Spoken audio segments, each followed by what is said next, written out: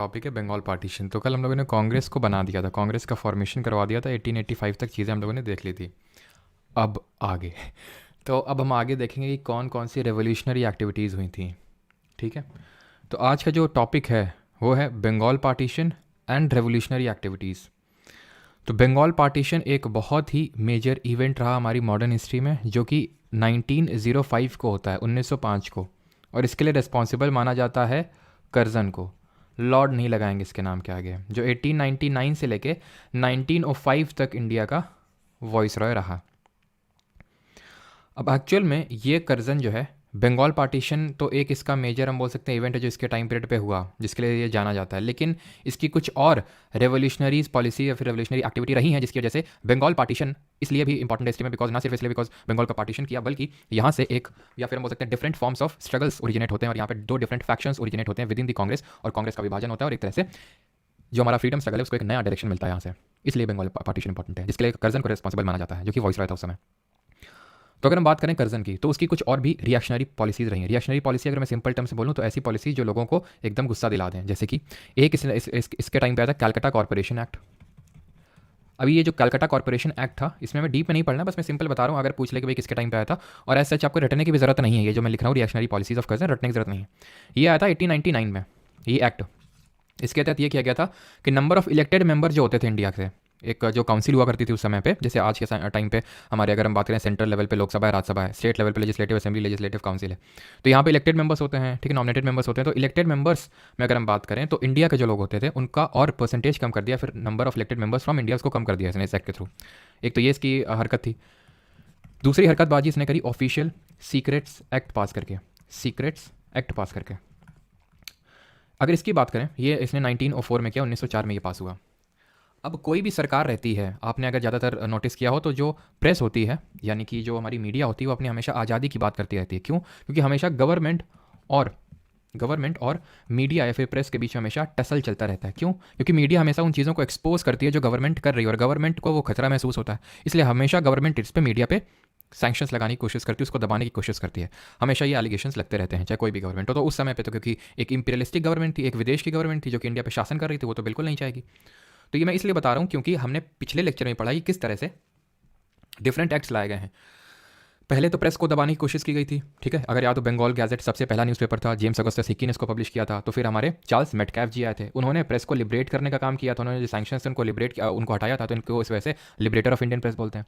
फिर vernacular press act आया, जल्दी से बताइए कौन लाया था, कौन था उस समय वॉइस रॉय, जो 1878 में आया था। और फिर इसको हटाने का काम किया था 1882 में रिपन ने लाया इसको, लिटन था, और हटाया रिपन ने था। और क्या क्या लिटन ने किया था? लिटन एक आर्म्स एक्ट लाया था 1878 पे। और रिपन ने क्या क्या किया था? इसको father of local self government बोलते हैं। इस रिपन ने लाया, पिछले लेक्चर में पढ़ा कि किस तरह से डिफरेंट एक्ट्स लाए गए हैं। पहले तो प्रेस को दबाने की कोशिश की गई थी, ठीक है। अगर याद तो बंगाल गैजेट सबसे पहला न्यूज़पेपर था, जेम्स अगस्टस हिक्की ने इसको पब्लिश किया था। तो फिर हमारे चार्ल्स मेटकैफ जी आए थे, उन्होंने प्रेस को लिबरेट करने का काम किया था। उन्होंने जो सैंक्शंस थे उनको लिबरेट किया, उनको हटाया था, तो इनको इस वजह से लिबरेटर ऑफ इंडियन प्रेस बोलते हैं। फिर वर्नाकुलर प्रेस एक्ट आया, जल्दी से बताइए कौन लाया था, कौन था उस समय वॉइस रॉय, जो 1878 में आया था। और फिर इसको हटाने का काम किया था 1882 में रिपन ने लाया इसको, लिटन था, और हटाया रिपन ने था। और क्या क्या लिटन ने किया था? लिटन एक आर्म्स एक्ट लाया था 1878 पे। और रिपन ने क्या क्या किया था? इसको father of local self government बोलते हैं। इसी के टाइम पे हंटर कमीशन आया था, और इसी के टाइम पे क्या हुआ था? इसी के टाइम पे हमारा पहला कंप्लीट सिंक्रोनाइज सेंसस भी हुआ था, रिपन के टाइम पे ही, ठीक है। और इसी के टाइम पे इल्बर्ट बिल भी आया था, और उसी कंट्रोवर्सी की वजह से जन्म हुआ था इंडियन नेशनल कांग्रेस का इन द ईयर 1885। तो मैं आपको ये समझा रहा हूँ कि एक्चुअल में ऑफिशियल सीक्रेट एक्ट फिर एक से नया एक्ट आया जिसमें कि रिस्ट्रिक्शंस लगाए गए थे किस पे? प्रेस पे।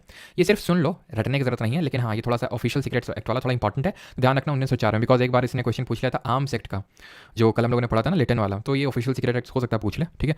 तीसरे की अगर बात करें, इसने एक हरकत करी, that was Indian universities act पास की, इस नाम पे कि हम यूनिवर्सिटीज़ पे जो है और उनको हम रिफॉर्म लाएंगे, बट एक्चुअल में गवर्नमेंट इसके थ्रू कंट्रोल करना चाह रही थी यूनिवर्सिटीज़ पे। And the last was partition of Bengal.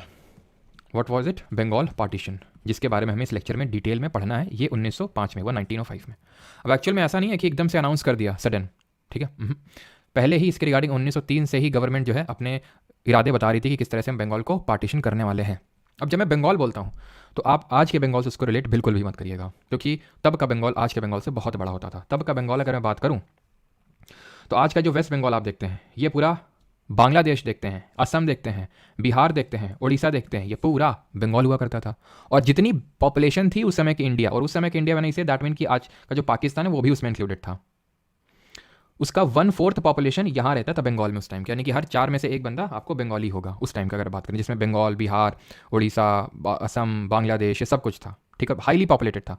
तो गवर्नमेंट का ये रीज़न था, गवर्नमेंट का ये लॉजिक था, गवर्नमेंट का ये कहना था कि हम एडमिनिस्ट्रेटिव कन्वीनियंस के बेसिस पे, ठीक है, एडमिनिस्ट्रेटिव कन्वीनियंस के की वजह से, एडमिनिस्ट्रेटिव कन्वीनियंस की वजह से, क्योंकि it is becoming, Bengal is becoming too large to administer, बहुत बड़ा हो गया है, बहुत ज़्यादा पॉपुलेशन है, तो एडमिनिस्टर कर नहीं पा रहे हैं। प्लस इसने मुस्लिम्स को थोड़े से लालच दी है कि अगर आपका ईस्ट बंगाल अगर बन जाएगा, क्योंकि इसने बंगाल का पार्टीशन किया west Bengal and east Bengal में।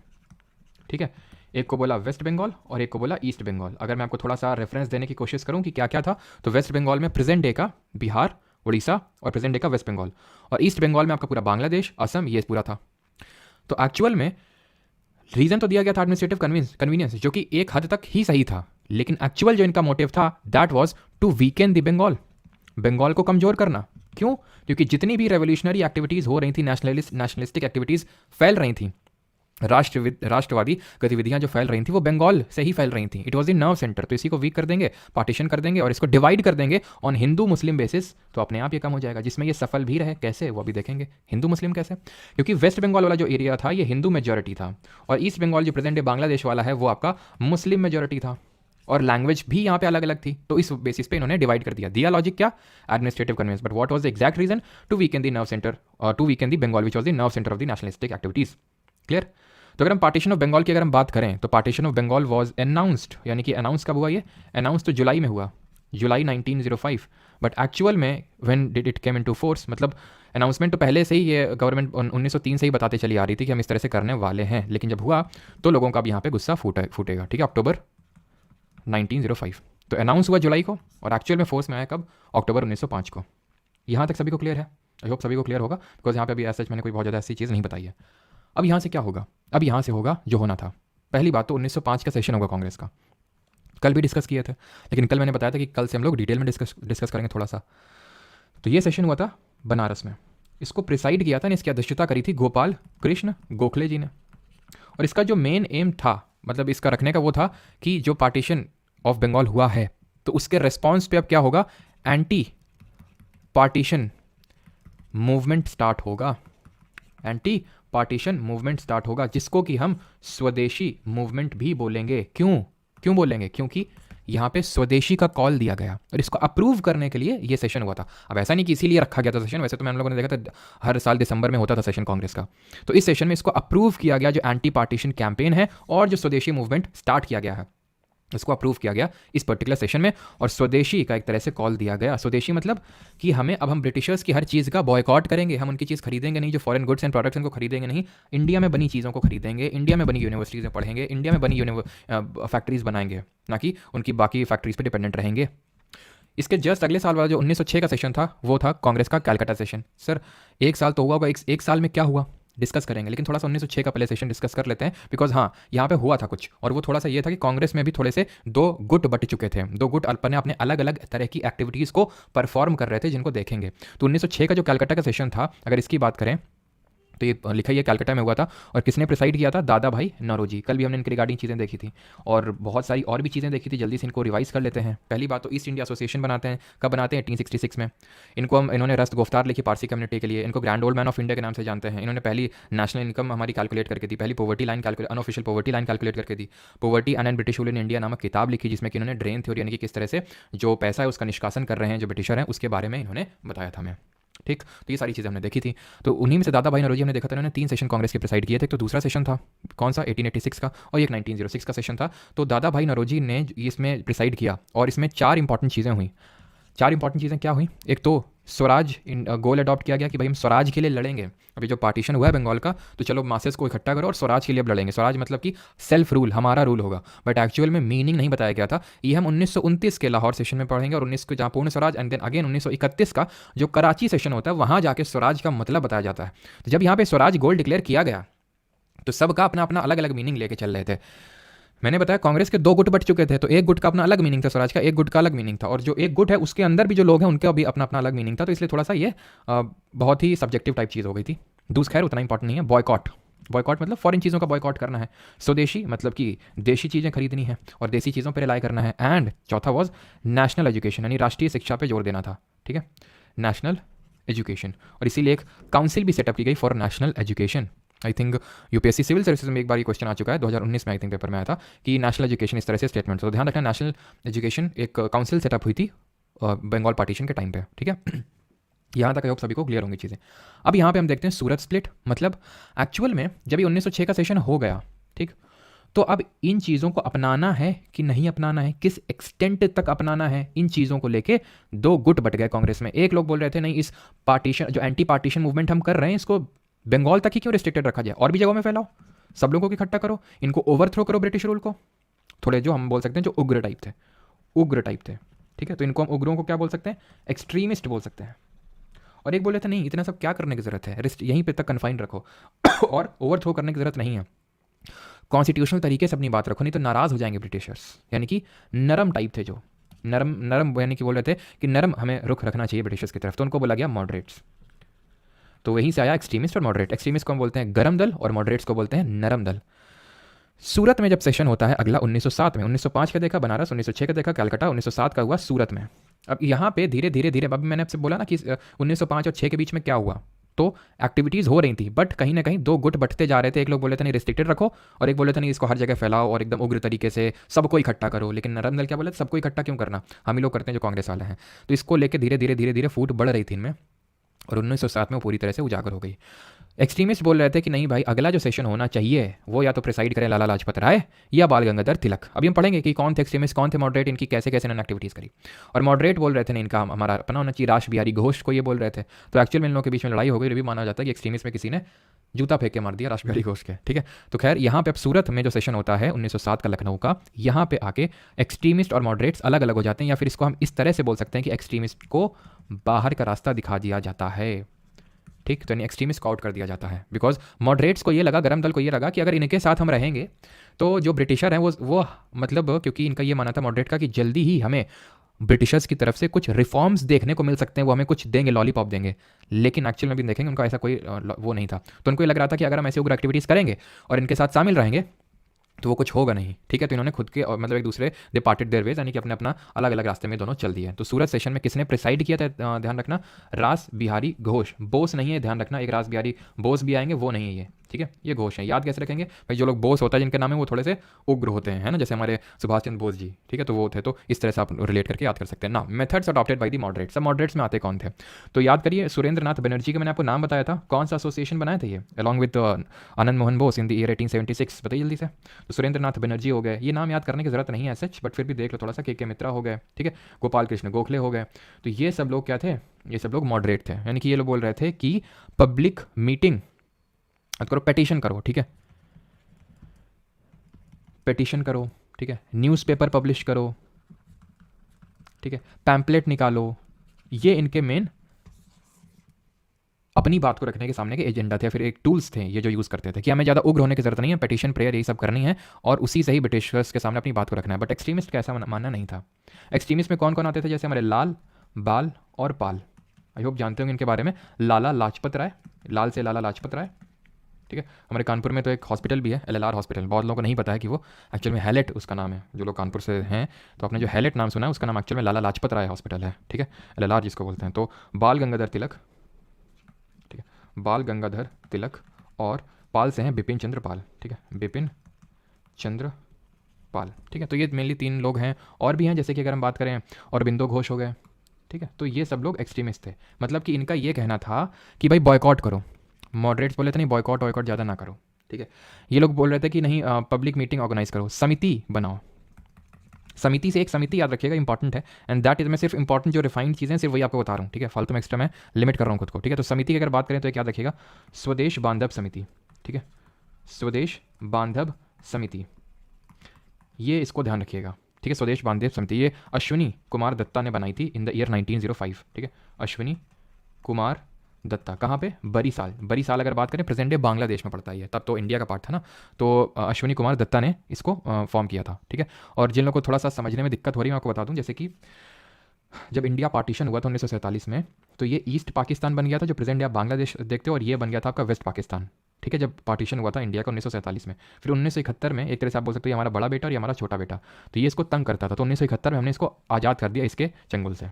ठीक है, तो अब वो जो है फिर बन गया बांग्लादेश, लेकिन ये सब किसका पार्ट हुआ करते थे, इंडिया का पार्ट हुआ करते थे, और ये जो है बांग्लादेश ये बंगाल का पार्ट हुआ करता था। ठीक है, तो प्रेजेंट डे बांग्लादेश में पड़ता है, जहाँ पे अश्विनी कुमार दत्ता बड़ी साल में जहाँ पे इन्होंने समिति को का गठन किया था। प्लस अगर हम बात करें, इन्होंने नेशनलिस्टिक एजुकेशन यानी कि नेशनल एजुकेशन सेंटर खोले काफ़ी सारे, जैसे कि गुजरात विद्यापीठ, ये सारे काफ़ी सारे विद्यापीठ खोले, विद्यापीठ मतलब एजुकेशन सेंटर्स खोले। क्लियर। और अगर बात करें इंडिजिनस एंटरप्राइज का मतलब क्या है, स्वदेशी कंपनी खुली, जैसे कि अगर हम बात करें, बहुत इंपॉर्टेंट है, नाम याद रखिएगा, स्वदेशी स्टीम नेविगेशन कंपनी, नाम ही उसका स्वदेशी है। ठीक है, स्वदेशी स्टीम नेविगेशन कंपनी, ये किसने खोली, ये खोली वीओ चिदम्बरम पिल्लई। ठीक है, नाम याद रखिएगा, वीओ चिदम्बरम पिल्लई, तमिलनाडु में। ठीक है, चिदम्बरम पिल्लई जी ने ये खोली, नाम रट के रखिएगा, बहुत इंपॉर्टेंट है ये। क्लियर।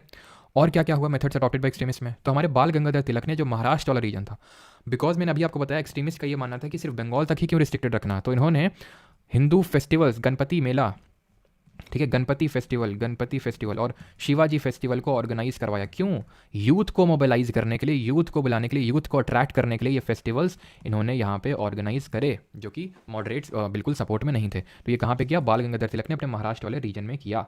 अब यहाँ पे हम इनके रिगार्डिंग और भी कुछ चीज़ें देख लेते हैं जो हमारे बाल गंगाधर तिलक हैं। तो एक तो ये चीज़ आपने देख ली, गणपति और शिवाजी फेस्टिवल, बाकी चीज़ें भी देख लेते हैं, जैसे कि इनको हम लोकमान्य के नाम से जानते हैं।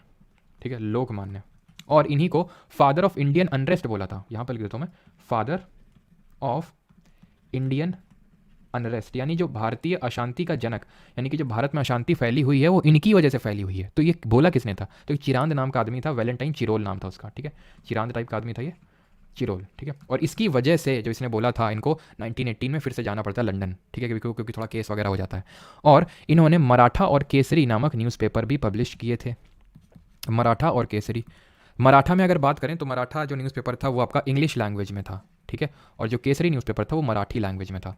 ये चीज़ हमें ध्यान रखनी है। इन न्यूज़पेपर के बारे में फिर से हम डिस्कशन करेंगे आगे, बिकॉज इसी न्यूज़पेपर उन्होंने एक चीज़ पब्लिश करी थी जिसकी वजह से इनको 6 साल की जेल भी हुई थी, वो हम देखेंगे बाद में। ठीक है, तो ये चीज़ें यहाँ तक आप समझिए कि किस तरह से एक्टिविटी हुई है। जो आप पिक्चर अपने स्क्रीन पर देख पा रहे हैं, ये भारत माता की पिक्चर को पोर्ट्रे किया था, भारत माता की पिक्चर को पोर्ट्रे किया था इंडिया या फिर इंडियंस को यूनिफाई एक करने के लिए किसने, अवनींद्रनाथ टैगोर एक थे, अवनींद्र नाथ टैगोर, नाम याद रखिएगा कि who portrait the painting of Bharat माता, तो ये भारत माता की पेंटिंग बनाई थी अवनींद्र नाथ टैगोर ने, ये चीज़ ध्यान रखिएगा। ठीक है, और क्या क्या हुआ था, लोगों ने एक दूसरे को राखी बांधी थी एकजुटता दिखाने के लिए।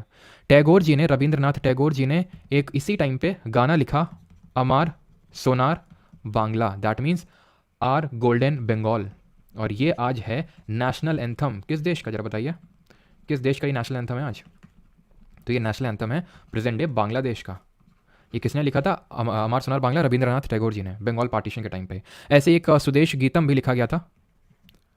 ठीक है, लेकिन ये आपको याद करने की जरूरत नहीं है, शायद ही पूछे वो। ठीक है, चलो मैं लिख देता हूँ फिर भी, स्वदेश गीतम सुब्रमण्यम भारती ने लिखा था ये। ठीक है, लेकिन उतना इंपॉर्टेंट नहीं जितना अमर सोनार बांग्ला वाला है, थोड़ा सा देख लो, सुब्रमण्यम भारती। ठीक है, सुब्रमण्यम भारती। ठीक है, और अगर हम बात करें तो यहाँ पे लोगों ने वंदे मातरम गाना स्टार्ट किया, वही वंदे मातरम जो बंकिम चंद्र चटर्जी ने लिखा था अपनी नॉवल आनंद मठ में, लेकिन इसकी गाने पे बैन लगा दिया था तुरंत ही गवर्नमेंट ने। ठीक है, तो ध्यान रखना कि वंदे मातरम भी लोगों ने गाया था, बट इसके गाने पे तुरंत बैन लगा दिया गया था। ऑलराइट, और अब हम देखते हैं रिस्पॉन्स ऑफ, पहले तो लीडर्स देख लेते हैं। ठीक है, अगर आपसे पूछ ले कि भाई कहाँ से किसने लीड किया था, तो भी आप बता सकते हैं। जैसे पूना और बॉम्बे से अगर बात करें तो कौन लीड कर रहा होगा, गेस करिए। पूना और बॉम्बे से तो हमारे बाल गंगाधर तिलक जी लीड कर रहे थे। ठीक, फिर अगर हम बात करें दिल्ली से कौन लीड कर रहा था, तो दिल्ली से सैयद हैदर रज़ा लीड कर रहे थे। ठीक है, सैयद हैदर रज़ा ये लीड कर रहे थे। ठीक है, और हम बात करें मद्रास से, ठीक है, मद्रास से अगर बात करें तो लीड कर रहे थे वीओ चिदम्बरम पिल्लई, वही वीओ चिदम्बरम पिल्लई जो उन्होंने स्टीम नेविगेशन कंपनी बनाई थी।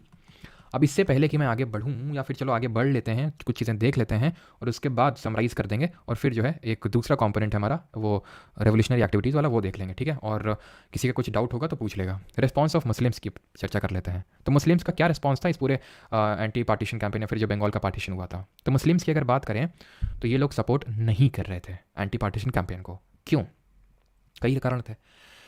सबसे पहला कारण तो वही था, जो ब्रिटिशर्स की मंशा थी हिंदू और मुस्लिम को बांटने में, वो सफल हो गई थी। क्योंकि इनको ये मुस्लिम्स को ये लगा, क्योंकि इनको बोल दिया गया था कि आपको जो हम ईस्टर्न बंगाल बनाएंगे उसकी कैपिटल ढाका रहेगी, जो कि प्रेजेंट डे बांग्लादेश की कैपिटल भी है। तो मुस्लिम्स को लगा हाँ ये सही है, हमको मुस्लिम मेजोरिटी रीजन मिल जाएगा। और अगर सपोर्ट करने लगे एंटी पार्टीशन का, तो वो तो नहीं मिलेगा। ये सबसे बड़ा रीज़न था। दूसरा रीज़न, छोटा रीज़न हम बोल सकते हैं, बिकॉज यहाँ पे बाल गंगाधर तिलक जी गणपति फेस्टिवल यानी हिंदू फेस्टिवल को ऑर्गेनाइज किए जा रहे थे, तो ये भी थोड़ा सा इनको दूर रखने में थोड़ा सा वो किया। ठीक है, तो मुस्लिम्स क्यों अलग रहे, तो उसका मेन रीज़न मैंने को बताया, क्योंकि ब्रिटिशर्स यही चाहते थे, उन्होंने इसीलिए ईस्ट बंगाल बनाया कि भाई ये मुस्लिम मेजोरिटी रीजन होगा, तो उनको ये लगा कि हमारा अलग से एक सेपरेट रीजन हो जाएगा। और इसीलिए वो तो छोड़ो, सपोर्ट तो छोड़ो, और एक्चुअल में एंटी पार्टीशन कैंपेन जो मूवमेंट चल रहा था उसका विरोध करने के लिए अलग से एक पार्टी बन गई 1905 में, 30 दिसंबर 1905। और वो पार्टी कौन है, वही पार्टी मुस्लिम लीग। कब बनती है, 30 दिसंबर 1905। कौन बनाता है, नवाब सलीमुल्लाह, नवाब सलीमुल्लाह। और इसमें आगा खां भी बाद में जोड़ते हैं। ठीक है, तो आगा खां भी याद रखिएगा। ठीक है, तो किस तरह से, एक तरह से सपोर्ट बिल्कुल नहीं था मुस्लिम्स का, ये ध्यान रखना उसमें, क्योंकि क्यों क्या रीज़न था वो भी मैंने आपको बता दिया है। ठीक है, अब आ जाते हैं गवर्नमेंट ऑफ इंडिया एक्ट 1909। एक बार मैं देख लेता हूँ, डाउट तो नहीं किसी का। ढाका में बनती है बिल्कुल, नवाब सलीमुल्लाह ऑफ ढाका है, और ये ढाका बांग्लादेश में ही बनती है। ठीक है, जो प्रेजेंट डे मतलब बांग्लादेश है। बफरिंग हो रही क्या, क्यों बफरिंग हो रही क्या, सिर्फ पंजाब से, किस पंजाब से अगर बात करें तो लाला लाजपत राय थे मेनली। ठीक है, पंजाब से लाला लाजपत राय थे, और अजीत सिंह भी थे जो भगत सिंह के चाचा थे। ठीक है, LLR में इन शॉर्ट लिख देता हूँ। ठीक है सर, आज हिस्ट्री के लास्ट क्लास है क्या, नहीं भाई लास्ट क्लास का अभी तो ये 1947 तक जाना है, अभी 1905 में ही है, सैटरडे को खत्म हो जाएगा। ठीक है, सैटरडे को क्लास होगा इस बार। ठीक है, क्योंकि मैं सोच रहा हूँ कि इसी साल हिस्ट्री को निपटा दिया जाए और अगले साल नया सब्जेक्ट स्टार्ट किया जाए। ठीक, चलो तो आगे बढ़ते हैं और गवर्नमेंट ऑफ इंडिया 1909 देखते हैं। ठीक, तो एक्चुअल में अब यहाँ पे और एक तरह से विभाजन करने की ठान ली किसने, ब्रिटिशर्स ने। और ये जो लोग मॉडरेट सोच रहे थे कि एक नया एक्ट आएगा, नया एक्ट आएगा, उसमें कुछ अच्छा मिलेगा, लेकिन एक्चुअल में ब्रिटिश की तो कुछ और ही मंशा थी। वो खेल रहे थे कैरेट एंड स्टिक मॉडल पे। ये क्या होता है कैरेट एंड स्टिक, गाजर दिखाओ और डंडी मारो, गाजर दिखाओ डंडी मारो। तो कौन सी गाजर और कौन सी डंडी और कहाँ मारी जा रही थी। कैरेट का मतलब है, जैसे कि ये लोग क्या करते थे, जो ब्रिटिशर्स थे, इन्होंने 1908 आते आते आते तक इस एंटी पार्टीशन मूवमेंट को खत्म कर दिया एक तरह से। कैसे, 1907 में मॉडरेट एक्सट्रीमिस्ट तो अलग हो ही चुके थे, अब एक्सट्रीमिस्ट पे जोर की इन्होंने क्या की, वो सेपरेशन किया, किसी को जेल भेजा, किसी को इतना मारा पीटा, मतलब जेल में कुछ लोग तो भाग निकले, जैसे लाला लाजपत राय तो विदेश चले गए, और अरबिंदो घोष ने और बिपिन चंद्र पाल ने एक्टिव पॉलिटिक्स से संन्यास ही ले लिया। ठीक है, वो अपनी स्पिरिचुअलिटी के बात पे चले गए, और कुछ लोगों को फांसी पे लटका दिया, कुछ लोगों को जेल पे डाल दिया गया। और इनको कैरेट देते थे, किसको, मॉडरेट्स को, हिंट छोड़ते थे। मतलब कैसे, जैसे मैं समझाता हूँ, जैसे कि अभी तक अगर ये सब तुम लोग ना किए होते हैं हुल्ला हुल्ला, तो आज तुम्हारे पास, जैसे नहीं हम लोग को बोला जाता है कि अभी अगर तुम, जैसे बच्चों ने बोला जाता था कि अगर अभी पढ़ाई कर लिए होते तो अभी हम ये चॉकलेट दे देते तुम्हें, या फिर खेलने के लिए बोल देते, लेकिन तुमने पढ़ाई नहीं करी तो पढ़ लियो फिर। तो वैसे ही कि अगर तुम लोगों ने ये सब ना किया होता तो हम तुमको ये कर देते या फिर वो कर देते। तो मॉडरेट को लगा यार बात तो सही है, लेकिन एक्चुअल में वो कैरेट एंड स्टिक मॉडल पे खेल रहे थे, उनको कुछ करना ही नहीं था, देना ही नहीं था, वो तो बस हिंट्स ड्रॉप कर रहे थे कि अच्छा ऐसा भी हो सकता था मॉडरेट्स के लिए, और इनको खूब सेपरेशन किया। तो उन्होंने, और जो मॉडरेट थे उन्होंने और सपोर्ट नहीं किया एक्सट्रीमिस्ट का, और एक्सट्रीमिस्ट ने भी इस चीज़ पे थोड़ा सा गौर नहीं फरमाया कि ये किस मॉडल पे खेल रहे हैं। तो ये ना तो मॉडरेट समझ पाया ना तो एक्सट्रीमिस्ट समझ पाया, जिसका फायदा ब्रिटिशर्स ने उठाया। ये गवर्नमेंट ऑफ इंडिया आता है 1909 का एक एक्ट आता है। अभी एक्ट क्या, जैसे हमारे यहाँ आज जो एक्ट पास होता है ना पार्लियामेंट में, तो ब्रिटेन वाले पार्लियामेंट में अपना एक्ट पास करते थे भारत के लिए। तो इसमें से दो चीज़ें याद रखनी है, बाकी की चीज़ें देखेंगे जब पॉलिटी पढ़ेंगे। तो सबसे इंपॉर्टेंट चीज़ है कि इसने सेपरेट इलेक्टोरेट को इंट्रोड्यूस किया for Muslim, very very important, मतलब इसको तो भूल ही नहीं सकते हैं, रट मारिए इसको जितनी बार अभी तुरंत। ठीक है, तो सेपरेट इलेक्टोरेट्स फॉर मुस्लिम मतलब क्या है, इसका मतलब होता है पृथक निर्वाचन। समझिए नहीं समझे अभी, तो पृथक निर्वाचन का मतलब क्या होता है मुस्लिम्स के लिए, इसका मतलब होता है कि अब से मुस्लिम्स के लिए सिर्फ मुस्लिम ही वोट करेंगे। जैसे आज भी होता है कि हमारे यहाँ भाई दलित सीट आई है, ओबीसी सीट आई है, ऐसे बोलते हैं ना, तो वो सेपरेट इलेक्टोरेट नहीं है। वो सेपरेट इलेक्टोरेट तब होगा जब ये बोल दिया जाए कि भाई दलित ये खड़ा हो सकता है और दलित ही वोट कर सकते हैं, जनरल कैटेगरी के ओबीसी वोट नहीं कर सकते हैं। तो इस तरह से अगर बोल दिया जाए, that is called as separate electorate for Dalits. वैसे ही सेपरेट इलेक्टोरेट फॉर मुस्लिम्स था। ये क्या था कि भाई मुस्लिम्स के लिए सिर्फ मुस्लिम ही वोट कर सकते हैं। ये लाया गया मुस्लिम्स को अपीज करने के लिए और हिंदू मुस्लिम डिवाइड को और बढ़ाने के लिए, तो इसको मत भूलिएगा। और इसके लिए रिस्पॉन्सिबल माना जाता है मिंटो, तो इसीलिए मिंटो को father of communalism in India भी बोला जाता है, फिर फादर ऑफ कम्युनल इलेक्टोरेट भी इंडिया में बोला जाता है इसको, फादर ऑफ कम्युनलिज्म। और गवर्नमेंट ऑफ इंडिया एक्ट 1909 को आप पढ़ोगे मॉर्ले मिंटो रिफॉर्म्स के नाम से। रिफॉर्म तो क्या ही थे ये ठीक है। तो मॉर्ले मिंटो रिफॉर्म्स को क्यों बोलते हैं? तो रिफॉर्म छोड़ दो, मॉर्ले मिंटो पे फोकस करते हैं। मॉर्ले क्योंकि सेक्रेटरी जनरल था उस समय और मिंटो इंडिया का वॉइस रॉय हुआ करता था। सेक्रेटरी कौन है?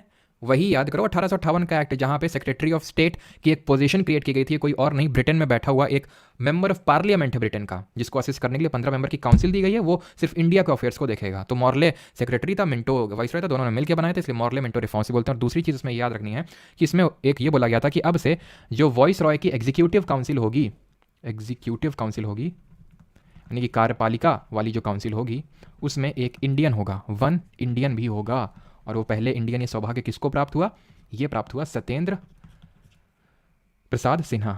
हमने देखा था सत्येंद्र नाथ टैगोर दूसरे थे जिन्होंने पहले वो बने थे जिन्होंने इंडियन सिविल सर्विसेज क्रैक किया था। तो उसको आप ऐसे याद रख सकते हो कि मूवी नहीं आई थी ठुकरा के मेरा प्यार वाला, तो उसमें सत्तू होता है ना, वो जो आईएएस बनता है ना, राजकुमार राव अपना, तो वैसे सत्तू याद रख सकते हो वो, है ना। और ये भी हमारे सत्तू जी हैं, सत्येंद्र नाथ, लेकिन ये सत्येंद्र प्रसाद नॉट नाथ, वो हमारे सत्येंद्र नाथ टैगोर थे और ये सत्येंद्र प्रसाद सिन्हा है, ठीक है, सत्येंद्र प्रसाद सिन्हा, ठीक है। तो यानी कि सबसे पहला प्रसाद जो है इन्होंने चखा। क्लियर? तो ये चीज़ें हमारी हो गई। अब ब्रिटिशर बोल रहे थे मज़ा नहीं आ रहा है, किसमें? बंगाल के पार्टीशन में। तो उन्होंने क्या किया? उन्होंने 1911 में पार्टीशन को एन्यूल कर दिया, मतलब रद्द कर दिया, ख़त्म कर दिया। 1911 में हार्डिंगे सेकंड, ये उस समय वॉइस रॉय हुआ करता था, इसने एक दिल्ली दरबार ऑर्गेनाइज करवाया। दिल्ली में दरबार, किसका दरबार? रानी और राजा का। कौन सी रानी और कौन से राजा? ब्रिटेन के रानी और ब्रिटेन के राजा, ठीक। अब उस समय जो है ब्रिटेन के राजा किंग जॉर्ज 5 नए राजा बने थे। तो अब क्योंकि वो भारत के भी राजा होंगे, क्योंकि भारत पे इंडिया ब्रिटिशर्स का ही रूल था, तो इसलिए इनके कोरोनेशन के लिए, इनकी ताजपोशी के लिए भारत में दिल्ली दरबार को ऑर्गेनाइज करवाया गया। किसने करवाया? हार्डिंगे सेकंड ने। और इसी दिल्ली दरबार में ये अनाउंस किया गया कि बंगाल जो पार्टीशन किया गया तो फिर से एक हो जाएगा, लेकिन हाँ, असम को एक अलग स्टेट बना दिया जाएगा और बंगाल और बिहार और उड़ीसा को भी निकाल दिया जाएगा। और कैपिटल अब शिफ्ट कर दी जाएगी। अभी तक कैपिटल हुआ करती थी कैलकाटा, और अब कैलकाटा से शिफ्ट करके हो जाएगी दिल्ली। ये अनाउंसमेंट किया गया 1911 को और ये एक्चुअल में एनफोर्स हुआ 1912 में। तो कैपिटल कब शिफ्ट हुई? 1912 में। अनाउंस कब हुआ? 1911 में। हार्डिंगे सेकंड वॉइस रॉय था, इसने दिल्ली दरबार ऑर्गेनाइज करवाया था।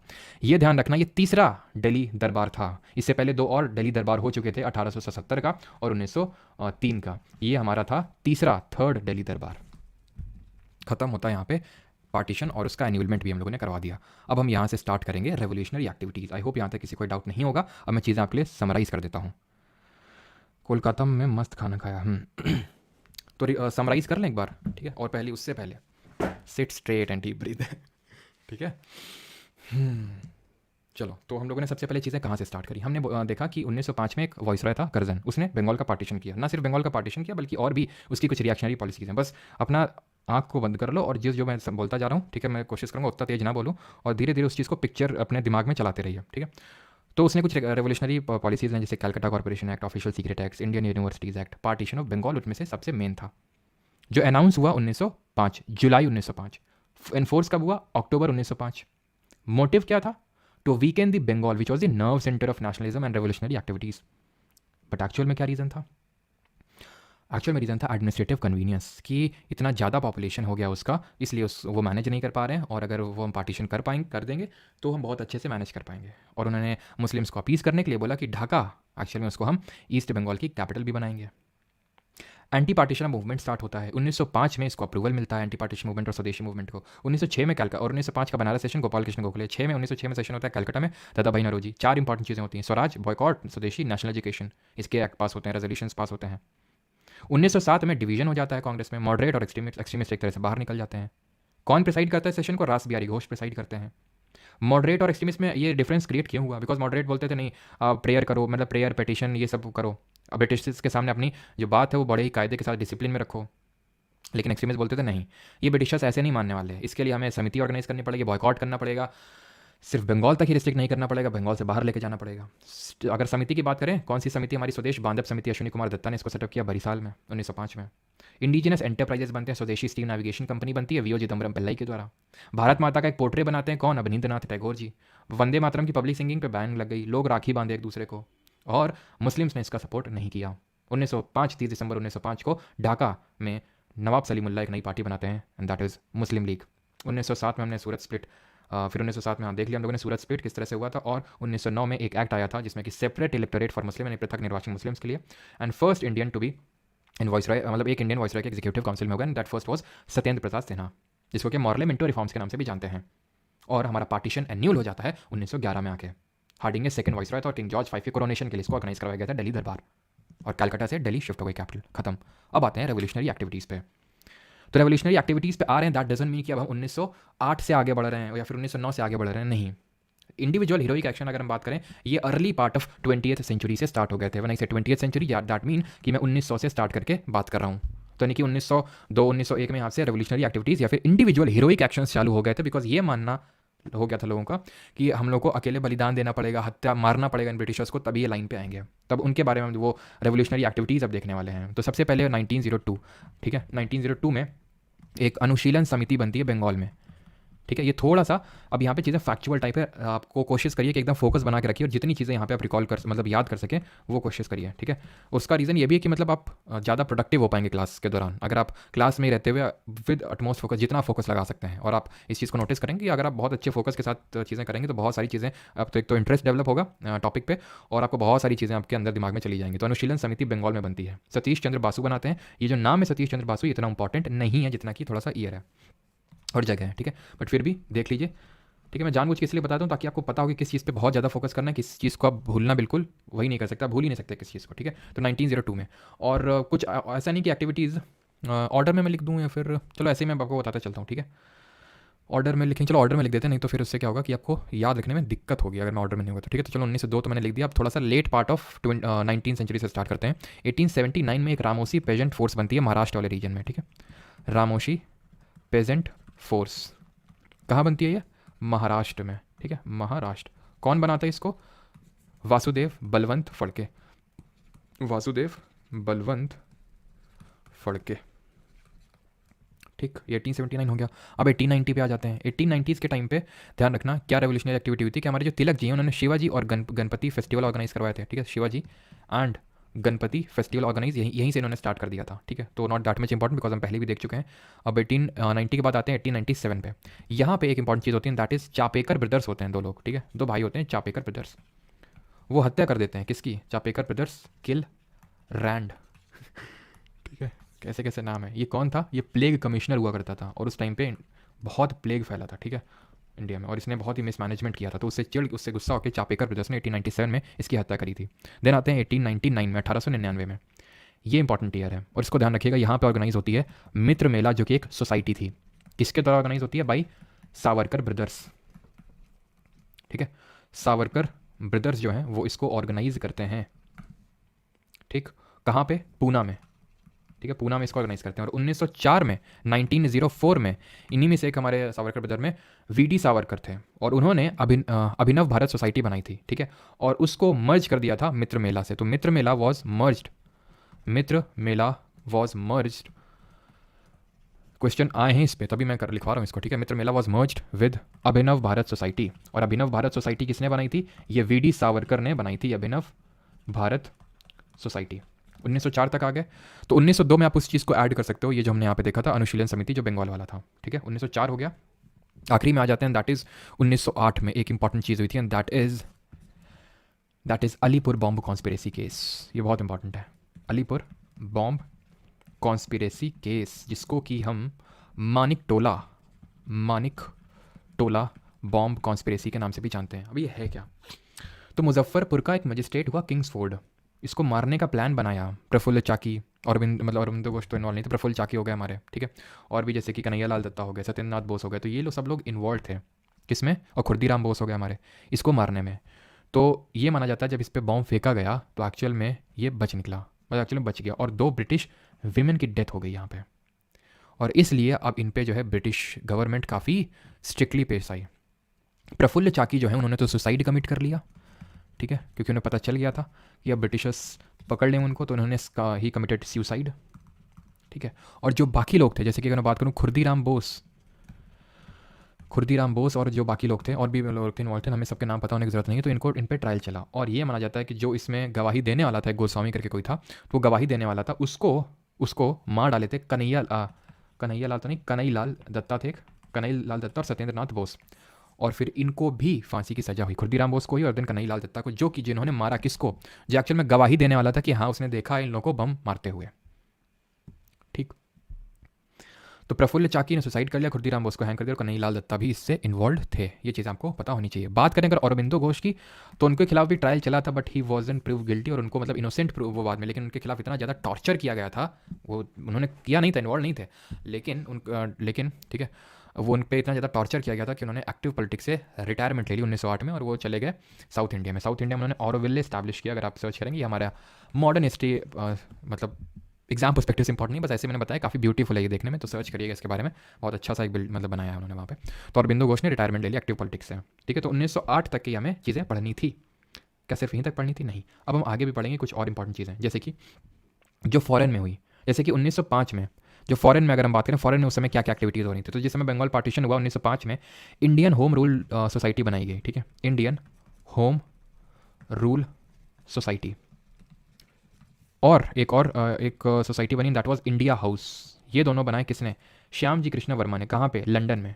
श्याम जी कृष्णा वर्मा, इंपॉर्टेंट है ये।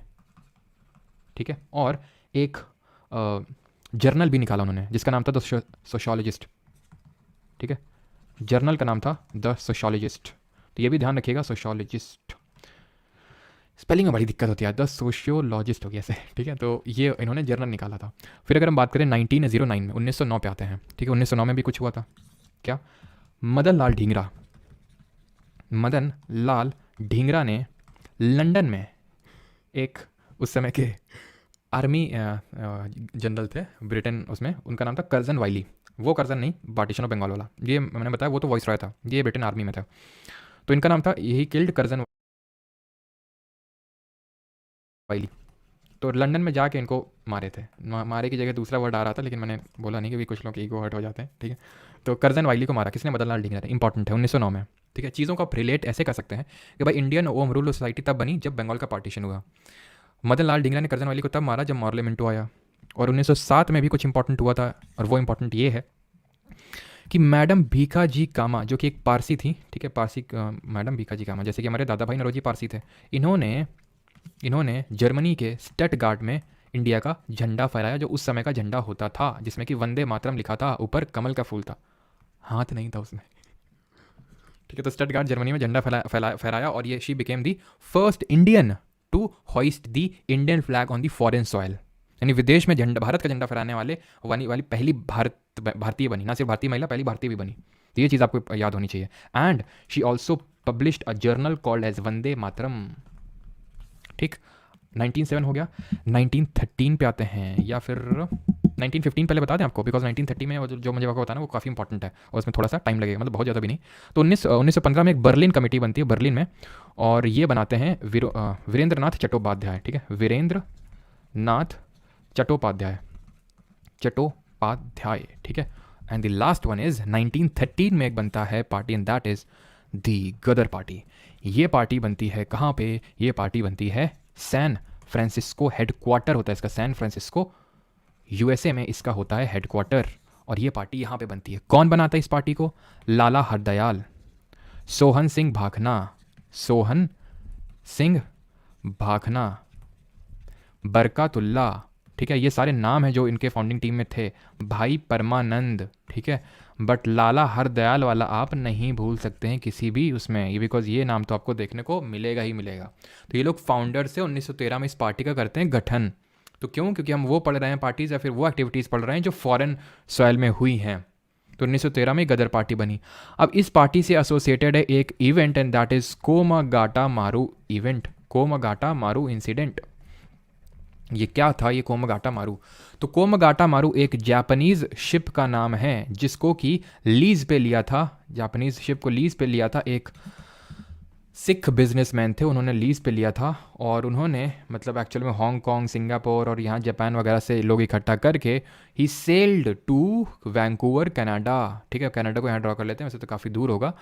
ठीक है, तो यहाँ पे कनाडा में सेल किए, क्यों? क्योंकि वो लोग वहाँ पे रहने जा रहे थे for the better life opportunities. तो वो वहाँ पे मतलब गए, बट उनको वहाँ पे कैनेडियन गवर्नमेंट ने एक्सेप्ट नहीं किया, और इनको यहाँ से भगा दिया गया काफ़ी, तकरीबन 50-60 दिनों के बाद। And they came back in लोगों ने भी एक्सेप्ट नहीं किया हांगकांग और जापान, क्योंकि उनको लगा कि ये मतलब इन पे थोड़ा सा ठप्पा लग गया था कि ये लोग रेवोल्यूशनरी हैं। इसलिए देन कलकत्ता में आया तो ब्रिटेन गवर्नमेंट ने भी ढंग से इनके साथ ट्रीट नहीं किया और यहाँ पे हो गया बवाल। तो ये बवाल कब होता है? ये बवाल होता है 1914 में, 1914 में। ध्यान रखना, कोमागाटा मारू इंसिडेंट। कोमागाटा मारू है क्या? एक जापानीज शिप है जो सेल किया था कहाँ से? जो सेल्ड फ्रॉम, अब सेल्ड फ्रॉम में ना काफ़ी वो रहता है, कहीं कहीं तुम्हें देखने को मिलेगा जापान, और कहीं कहीं देखने को मिलेगा हांगकांग, और कहीं कहीं देखने को मिलेगा हांगकांग, और कहीं कहीं देखने को मिलेगा सिंगापुर भी। लेकिन इसका मतलब है क्या? क्यों ये सब नाम देखने को मिलते? तो उसका रीज़न ये है कि पहले उन्होंने लोग हांगकांग से लोग उठाए, सिख लोग, कुछ लोग सिंगापुर से उठाए, कुछ लोग जापान से, और चल दिए कनाडा की ओर। तो इसलिए वो लिखता है sale from Japan, sale from Hong Kong, sale from Singapore. ठीक है, तो ये चीज़ आपको ध्यान रखनी है। टू, लेकिन ये कॉमन है, दैट इज़ कनाडा। कनाडा गए थे ये लोग। ठीक है, ये ध्यान रखना, वैंकूवर कनाडा। तो 1914 में जो है ये कोमागाटा मारू इंसिडेंट होता है, और ब्रिटिश गवर्नमेंट गदराइट्स को सप्रेस करने के लिए, बिकॉज 1914 में फर्स्ट वर्ल्ड वॉर बिगन हो चुका था, पहला विश्व युद्ध चालू हो चुका था 1914 में। आपको पता होना चाहिए कि वर्ल्ड लेवल पे क्या चल रहा था। Britain was engaged in the war. ठीक है, तो जब एक एंगेज था किसके अगेंस्ट? जर्मनी हो गया, टर्की हो गया, ऑस्ट्रिया हो गया, ये एक साइड थे। यूएसए, यूके, फ्रांस, ये ब्रिटेन, जापान, ये सब एक साइड में थे। सेकेंड वर्ल्ड वॉर में चीज़ें बदल जाती हैं, तो वो उससे हमें लेना देना ज़्यादा कुछ है नहीं।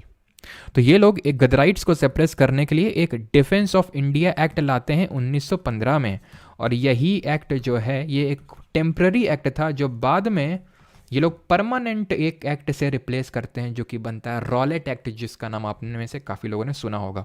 वो यही एक्ट है जो बाद में इसी के प्रोविजंस जिसको परमानेंट के तौर पे स्टैब्लिश कर दिया था। ये तो एक टेम्प्रेरी तौर पे लाया गया है कि भाई जब तक वर्ल्ड वॉर चल रहा है तब तक अगर आपने कुछ भी, यानी कि कोई भी फॉरेनर आएगा इंडिया में तो उसको डिपोर्ट कर दिया जाएगा, कुछ भी एक्टिविटी करते पाएगा तो धर लिए जाओगे तुरंत। ये सारी चीज़ें थी इसमें डिफेंस ऑफ इंडिया एक्ट में, कि कोई भी अगर फॉरेनर आएगा तो उसको तुरंत डिपोर्ट कर दिया जाएगा, क्योंकि ये मानना था कि फॉरेनर आते हैं यहाँ पे, इनको भड़काते हैं इंडियंस को, यहाँ पे हमारी ये चीज़ें होती हैं ख़त्म। लेकिन सारी तरह से भी चीज़ें नहीं हुई ख़त्म, बिकॉज अभी हमें कुछ और भी चीज़ें देखनी है। 2-3 चीज़ें हैं इंपॉर्टेंट सी, वो देख लेते हैं, देन हमारा क्लास हो जाएगा ख़त्म। ठीक है, फिर हम लोग करेंगे क्वेश्चंस। तो जब 1914 मैंने आपको बताया, एक्चुअल में सॉरी 1914 में फर्स्ट वर्ल्ड वॉर स्टार्ट होता है, और इस टाइम पे कांग्रेस में एक तरह से हम बोल सकते हैं 3 सेक्शन बट गए थे। एक तो मॉडरेट बोल रहे थे हमें ब्रिटिशर को सपोर्ट करना चाहिए पूरी तरह से, ठीक है, क्योंकि हमारी as a matter of duty, हमारी ड्यूटी है। एक्सट्रीमिस्ट ये बोल रहे थे, एक्सट्रीमिस्ट जैसे बाल गंगाधर तिलक, वो अभी जेल से छूट के आए थे। ठीक है, 6 साल की जेल हुई थी, उसके बाद छूट गया। तो उनका ये मानना था कि नहीं, हम उनका सपोर्ट करेंगे ब्रिटिशर्स को, तो हमें भी वो कुछ खुश होकर रिटर्न में देंगे। ये भी अगेन उसी ट्रैप में फंस गया जो कि वो ब्रिटिशर को देने वाले नहीं है। और अब इनसे भी ज़्यादा एक रेवोल्यूशनरी सेक्शन आ गया जो बोल रहा था यही तो मौका है, मार दो चौका। तो रेवोल्यूशनरी ये लोग सोच रहे थे कि ये मौके में चौका मारो, यानी कि ब्रिटिशर जो एंगेज्ड हैं उस वॉर में, तो ये फ़ायदा उठाने का सही समय है। और जो हमारे गदराइट से उन्होंने वही तो किया। ठीक है, मौके का फ़ायदा उन्होंने उठाने का सोचा कि अब तुम्हें सबक सिखाते हैं। ठीक, तो ये रेवोल्यूशनरी एक्टिविटी। तो होम रूल लीग एक बनती है। होम रूल का मतलब है कि भाई जैसे आयरलैंड वगैरह में है वैसे हमें होम रूल ले दो। होम रूल मतलब आप रहो, ब्रिटिशर रहो, लेकिन हमारी सरकार होनी चाहिए।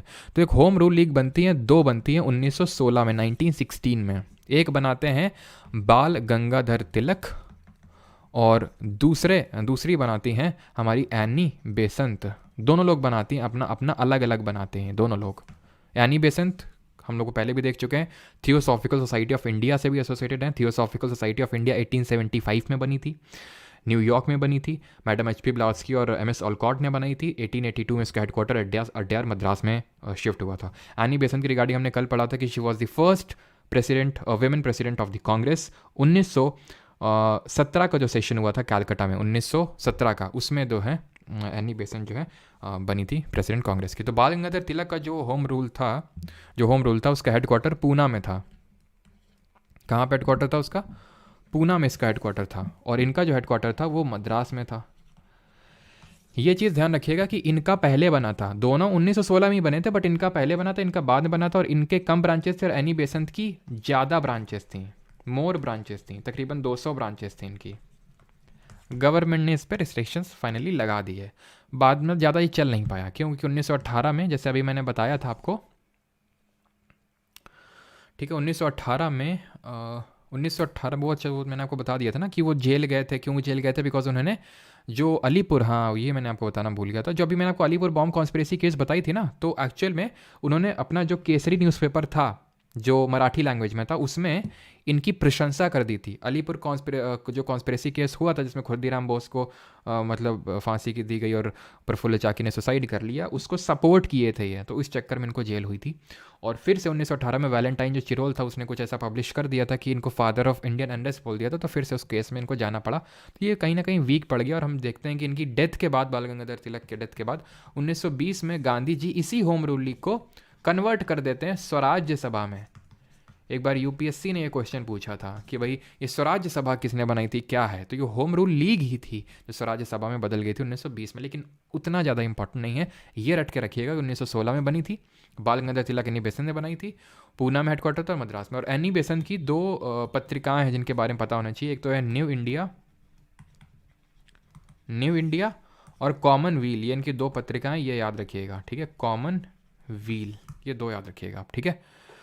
बाकी तो सारी चीज़ें हो गई बाल गंगाधर तिलक के रिगार्डिंग। सारी चीज़ों को फिर से हम समराइज़ कर लेते हैं। क्या क्या समराइज़ करते हैं? तो सबसे पहले इन्होंने गणपति और शिवाजी फेस्टिवल ऑर्गेनाइज़ करवाया महाराष्ट्र में, ठीक है।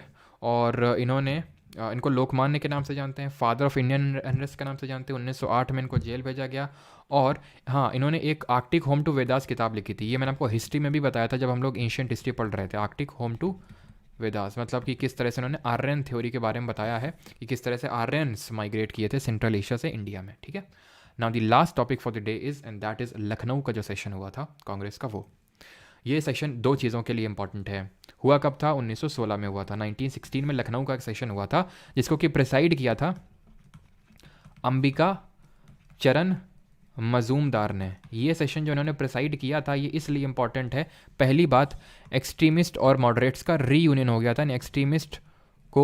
एक्सट्रीमिस्ट वर री इंडक्टेड, ठीक है, वर री इंडक्टेड इनटू कांग्रेस, यानी कि कांग्रेस में फिर से इनको शामिल कर लिया गया, यानी कि फिर से भाईचारा बढ़ गया, एक हो गए, ठीक है। क्योंकि बाल गंगाधर तिलक जो कि पहले एक्सट्रीमिस्ट, उन्होंने बोल दिया ठीक है हम भी अब वायलेंस पे बिलीव नहीं करते हैं और वायलेंस अच्छी बात नहीं है, तो इसलिए भी और भी कुछ फैक्टर थे, ठीक है। मेन इसमें मतलब रोल माना जाता है तिलक और बेसंत जी का, कि जो ये रीयूनियन हुआ ना मॉडरेट्स और एक्सट्रीमिस्ट का, तो इसमें तिलक एंड बेसंत जी का काफ़ी वो रोल माना जाता है, ठीक है। और दूसरा जो चीज़ था that was Lucknow pact. Lucknow pact मतलब ये एक पैक्ट, जॉइंट पैक्ट लाए थे, कौन? कांग्रेस और मुस्लिम लीग। है मुस्लिम लीग, हाँ मुस्लिम लीग, क्योंकि जब कैपिटल शिफ्ट हुई ना, जब पार्टीशन का एन्यूलमेंट का बारे में सुना ना मुस्लिम्स ने, तो बौखला गए कि मतलब हमने इसीलिए तो सपोर्ट नहीं किया था एंटी पार्टीशन कैंपेन, हमें तो लगा तुम मतलब हमें फेवर करोगे, और इसीलिए तो सारी चीज़ें कर रहे थे, मुस्लिम सपोर्ट कर रहे थे, और आपने तो हमारी हमसे खुशी छीन ली। मुस्लिम लीग ने ये कहा कि आपने बंगाल पार्टीशन का जो हमें आप बोल रहे थे कि ईस्ट बंगाल बनेगा और मुस्लिम मेजोरिटी, वो तो आपने दिया ही नहीं। तो इसलिए जो ये थोड़े से क्या बहुत नाराज़ थे। इनको मनाने की कोशिश करी ब्रिटिशर ने, कैसे? कैपिटल शिफ्ट करके दिल्ली में, क्योंकि दिल्ली में मुगल सीट होती थी, मुगल्स की, जो इस्लाम्स थे, मुस्लिम्स थे, तो इसलिए उनको अपीज़, लेकिन वो अपीज़ हुए नहीं ज़्यादा, पहली चीज़। दूसरी चीज़ 1900 मतलब अभी क्योंकि ये वर्ल्ड वॉर का ही टाइम चल रहा है, तो उस टाइम पे टर्की जो है हार गया, तो टर्की में खलीफा बैठता था, मुस्लिम्स का सुप्रीम आप तरह से बोल सकते हो लीडर, उसको वहाँ से डिस्प्लेस कर दिया था, ठीक है, किसने? ब्रिटिशर्स ने। तो उस वजह से भी नाराज़ थे, और इसलिए दोनों मुस्लिम लीग ने हाथ मिला लिया इंडियन नेशनल कांग्रेस से, और 1916 में जॉइंट डिमांड रखी, जिसमें कि बहुत सारी जॉइंट डिमांड रखी, जैसे कि ये बोला कि जो सेक्रेटरी वही ब्रिटिश एमपी, उसको एक्चुअल में इंडिया का पैसा दिया जाता था, सैलरी जो उसको मिलती थी वो इंडिया से दी जाती थी, इंडिया के पैसे से। तो उन्होंने बोला कि क्या भाई, वहाँ बैठता है वो तुम्हारा एमपी और हम पैसे देंगे, तो ये बात बोली थी, जो कि बाद में एक्सेप्ट कर ली थी ब्रिटिशर ने। और भी चीज़ें थी जैसे कि लेजिस्लेटिव काउंसिल का टेन्योर 5 साल करो, ये वो फलाना ढिमका, वो हमें याद करने की जरूरत नहीं है हमारे एग्जाम के लिए, बस ये पता होना चाहिए लखनऊ पैक्ट है क्या। तो these are joint demands of Congress and Muslim League, जो 1916 में रखी गई।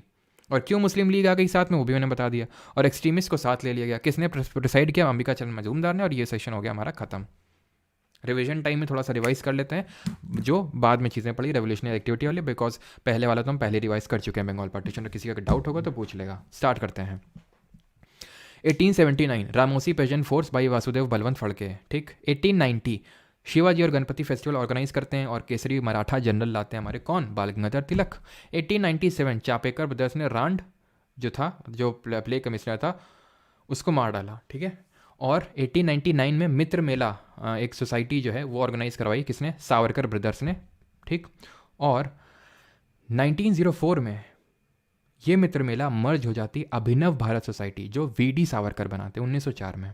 1902 में एक अनुशीलन समिति बनती बंगाल में सतीश चंद्र बासु। 1908 में अलीपुर बॉम्ब कंस्पिरेसी केस, जिसको मानिक टोला बॉम्ब कंस्पिरेसी केस बोलते हैं, जिसमें कि मुजफ्फरपुर का जो मजिस्ट्रेट था किंग्सफोर्ड, उसकी हत्या करने की कोशिश करी थी, लेकिन मर 2 औरतें गई थी। कन्हई लाल दत्ता फांसी की सजा पे चढ़े थे और प्रफुल्ल चाकी ने तो सुसाइड कर लिया था, और खुर्दीराम बोस जो है उनको भी फांसी की सजा हुई थी। फिर हमने देखा था कि विदेश की सरजमी पे क्या क्या हुआ था। 1905 में इंडियन होम रूल सोसाइटी और इंडिया हाउस बनता है, श्याम जी कृष्ण वर्मा बनाते हैं। 1909 पे आते हैं, मदन लाल ढींगरा ने कर्जन विल्ली को मार डाला लंदन में। 1907 में मैडम भीखाजी कामा ने स्टटगार्ड जर्मनी में झंडा फहराया, वंदे मातरम पब्लिश किया। 1915 में बर्लिन कमेटी बनती है भाई वीरेंद्र नाथ चट्टोपाध्याय, और 1913 में कोमगाटा मारू इंसिडेंट होता है, ठीक है। और यहाँ पे हमारी चीज़ें होती हैं ख़त्म। अब किसी कोई डाउट होगा तो पूछ लेगा, नहीं तो फिर हम करते हैं क्वेश्चंस, ठीक।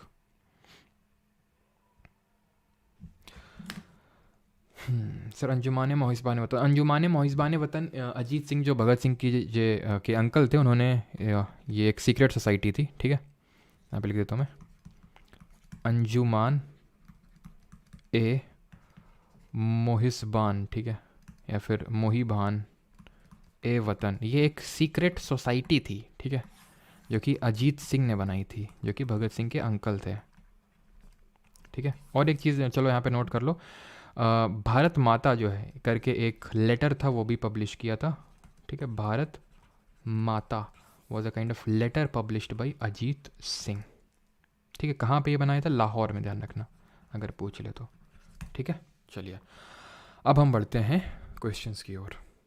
किसी कोई डाउट तो नहीं है?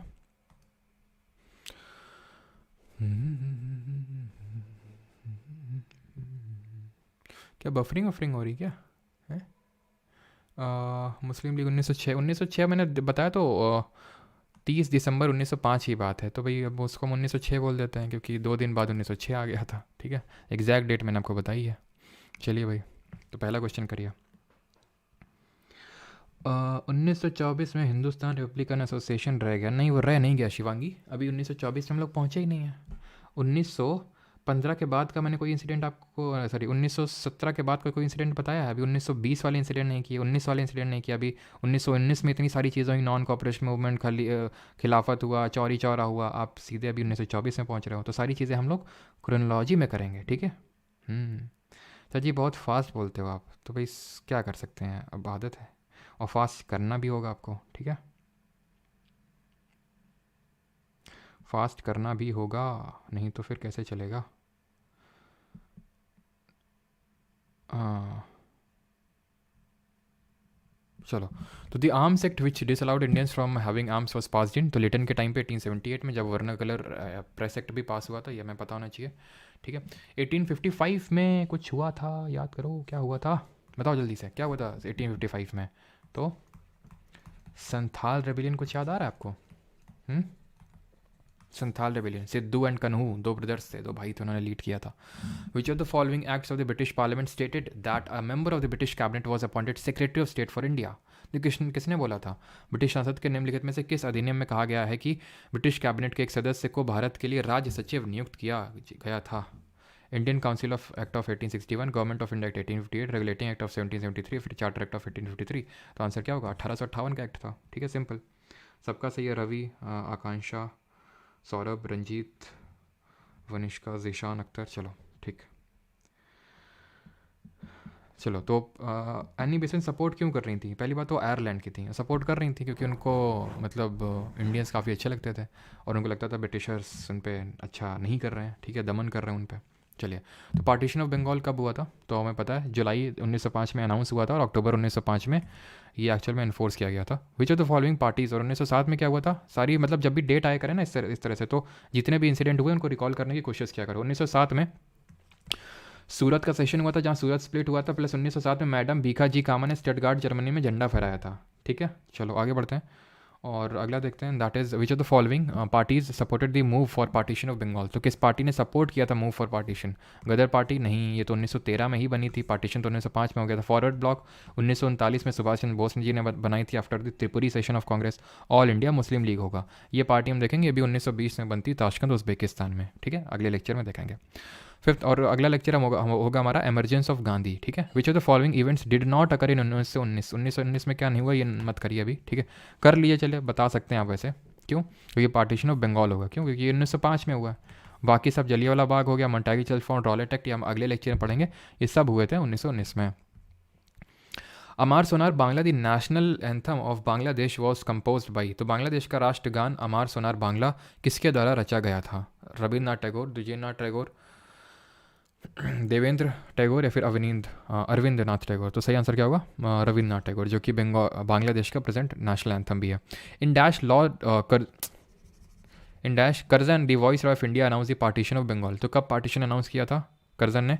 1905 में। ऑप्शन नंबर डी आंसर होगा। है किसी में हिम्मत सर का क्लास 1.5x देख सके? The Swadeshi movement started in India during. तो कब स्टार्ट हुआ था स्वदेशी मूवमेंट?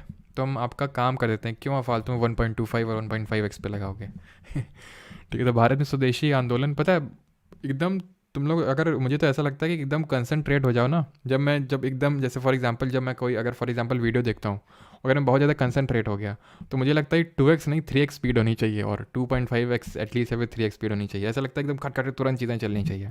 ठीक है, तब ऐसा लगता है कि दिमाग झन्ना आ गया एकदम, और जब तक दिमाग झन्ना आता नहीं तब तक मज़ा नहीं आता। ठीक है, तो वो होना चाहिए एकदम एकदम एक्सट्रीम फोकस आप रखोगे ना, तो आपको ऐसा लगेगा और जल्दी चीज़ें हों। स्वदेशी movement started in India during. तो स्वदेशी कब स्टार्ट हुआ था? एंटी बंगाल पार्टीशन एजिटेशन, बिल्कुल सही, ऑप्शन नंबर ए। ठीक है, eight which of the following places was the formal proclamation of स्वदेशी मूवमेंट ऑन मेड ऑन 7 अगस्त 1905। कहाँ पे फॉर्मल प्रोक्लेमेशन किया गया था? तो ये किया गया था कैलकाटा टाउन हॉल में। ऑप्शन नंबर बी यहाँ पे सही आंसर होगा। ठीक है, ये थोड़ा सा इसको नोट कर लेना। ठीक है, नोट्स में ऐड कर दीजिएगा। चलिए, तो 12th पे आते हैं। Moved by the Swadeshi movement dash painted is famous image of Bharat Mata portraying her as an aesthetic figure. जल्दी से बताइए वो कौन थे जिन्होंने भारत माता का पोर्ट्रेट बनाया था? हिस्ट्री सैटरडे को कंप्लीट होगी। ठीक है, चलो, तो आंसर क्या होगा? अवनींद्रनाथ टैगोर होगा। सत्येंद्र नाथ टैगोर कौन है हमारे? सत्तू, in first Indian to qualify Indian civil services. और सत्येंद्र प्रसाद सिन्हा कौन है? जो वॉइस रहे एग्जीक्यूटिव काउंसिल में पहले इंडियन। ठीक है, चलिए आगे बढ़ते हैं। The Swadeshi and boycott were adopted as methods of struggle for the first time during the. तो हमें पता है स्वदेशी और बॉयकॉट कब आए? ये आपके बंगाल पार्टीशन के टाइम पे। ऑप्शन नंबर डी आंसर हो जाएगा। ठीक है, ये हमारे यहाँ है अवनींद्रनाथ जो टैगोर जी ने भारत माता का पोर्ट्रेट बनाया था। Who was the leader of स्वदेशी मूवमेंट इन मद्रास। तो स्वदेशी मूवमेंट को मद्रास में किसने लीड किया था? याद करिए, पूना और बॉम्बे में बाल गंगाधर तिलक, दिल्ली में सैयद हैदर रजा, पंजाब में लाला लाजपत राय और अजीत सिंह, मद्रास में वीओ चिदम्बरम पिल्लई, जिन्होंने स्वदेशी स्टीम नेविगेशन कंपनी भी बनाई थी। Vande Mataram became the theme song of the Indian national movement during. तो मैंने आपको बताया था वंदे मातरम जिसके सिंगिंग पे बैन लगाया गया था, तो किस टाइम पे? सिंपल, स्वदेशी मूवमेंट। ऑप्शन नंबर डी, तो थीम सॉन्ग बन गया था। अब कुछ रेवोल्यूशनरीज़ के बारे में पढ़ लेते हैं, रेवोल्यूशनरी एक्टिविटीज़। सरफरोशी की तमन्ना अब हमारे दिल में है, देखना है जोर कितना बाजुए कातिल में है। तो किसने कहा था ये? राम प्रसाद बिस्मिल, भगत सिंह, रास बिहारी बोस या फिर सुभाष चंद्र बोस? तो ये कहा था राम प्रसाद बिस्मिल जी ने। ऑप्शन नंबर ए इसको याद रखिएगा। ठीक है, अगला क्वेश्चन है which of the following revolts was led by Kannu and Sidhu. अभी बताया था सिद्धू और कन्नू जो दो भाई थे, उन्होंने कौन सा रिवोल्ट लीड किया था अगेंस्ट द ब्रिटिशर्स? तो कौन सा लीड किया था? Santhal revolt in the year 1855। ठीक है, आगे बढ़ते हैं, आगे देखते हैं ये। Which of the following revolutionary stated during his trial that he did not wish to glorify the cult of the bomb and pistol but wanted a revolution in society. किसने बोला था? ये एक्चुअल में बोला था भगत सिंह जी ने, लेकिन हम आगे पढ़ेंगे तो इसको अभी स्किप कर सकते हैं बिकॉज आगे पढ़ेंगे। Abhinav Bharat society was a secret society of revolutionaries, it was established in. तो ये कब स्टैब्लिश हुई थी? जल्दी से बताइए। और अभी मैं पता है खड़े होकर क्लास ले रहा हूँ। चलो, तो अभिनव भारत सोसाइटी क्योंकि काफ़ी बैक दर्द कर रही है ना, तो खैर उससे आपको कोई मतलब नहीं होना चाहिए कि अभिनव भारत सोसाइटी कब बनी थी। तो याद करिए, पहले तो 1899 में 1899 में बनता है मित्र मेला बाई सावरकर ब्रदर्स, और 1904 में इस मित्र मेला को अभिनव भारत से मर्ज कर दिया जाता है और वो अभिनव भारत सोसाइटी वीडी सावरकर बनाते हैं। तो कहाँ पे वो स्टैब्लिश्ड इन बॉम्बे प्रेसिडेंसी, यूनाइटेड पंजाब या फिर कैलकाटा। तो क्या आंसर होगा, ये बॉम्बे में, बिकॉज सावरकर ये थोड़ा सा बॉम्बे की जो है कास्ट है, तो वहाँ से आप रिलेट करेंगे इसको, अभिनव भारत सोसाइटी बॉम्बे प्रेसिडेंसी। ठीक है, अगले क्वेश्चन पे आते हैं, और अगला क्वेश्चन है हमारा 23rd question. Who among the following revolutionaries was associated with Swadesh Bandhab Samiti. तो Swadesh Bandhab Samiti, Ashwini Kumar Dutta, option number D 1905। याद आ रहा है आपको? ठीक, अगला है the Anushilan Samiti was active in which part of the Indian subcontinent in the 20th century.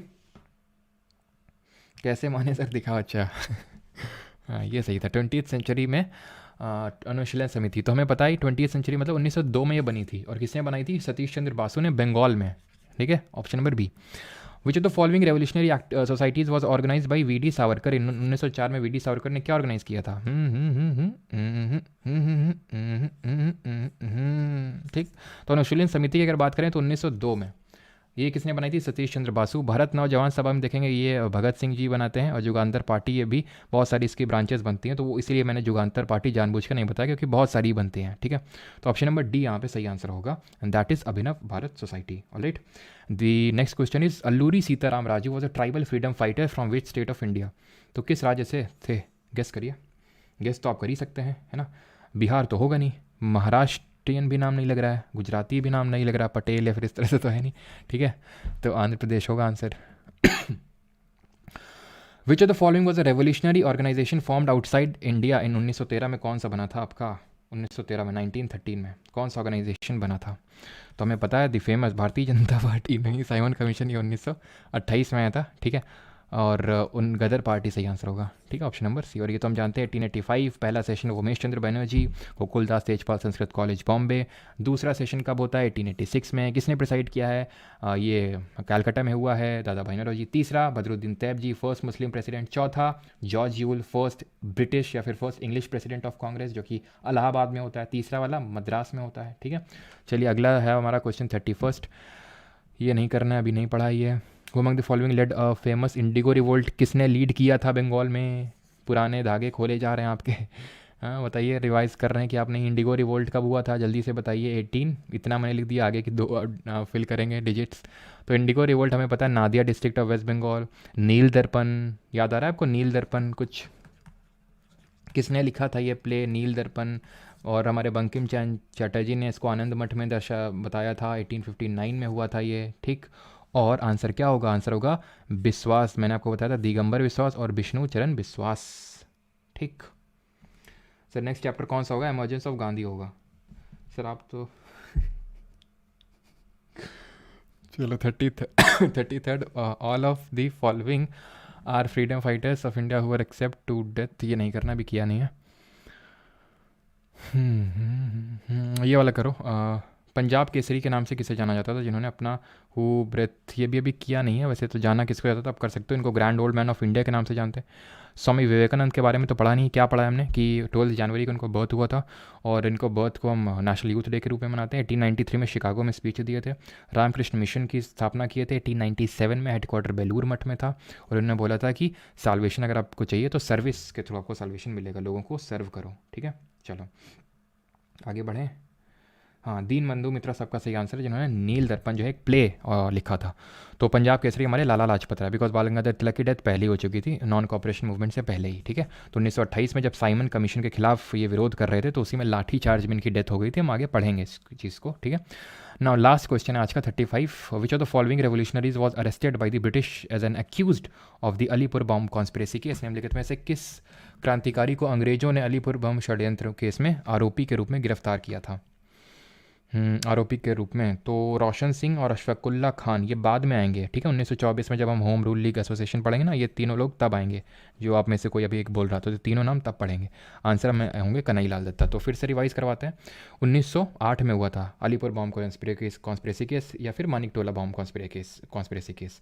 Muzaffarpur का मजिस्ट्रेट किंग्सफोर्ड को मारने की कोशिश थी।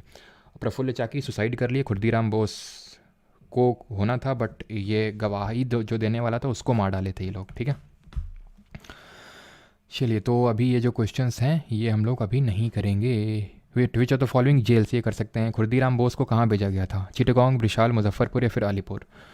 तो ये कहाँ भेजे गए थे? ये तो होंगे नहीं, ये भी नहीं होगा। इन दोनों में आपको लग रहा होगा डाउट, बट आंसर होगा अलीपुर, ठीक है। तब इसको अलीपुर बॉम्ब कॉन्स्पिरेसी केस बोलते हैं। ऑप्शन नंबर डी सही आंसर होगा, ठीक है। ये चिटगांव आर्मी रेड अभी नहीं पढ़ा है, मास्टरदा भी उसी से एसोसिएटेड हैं, तो ये सारी एक्टिविटी जो हैं हम लोग के।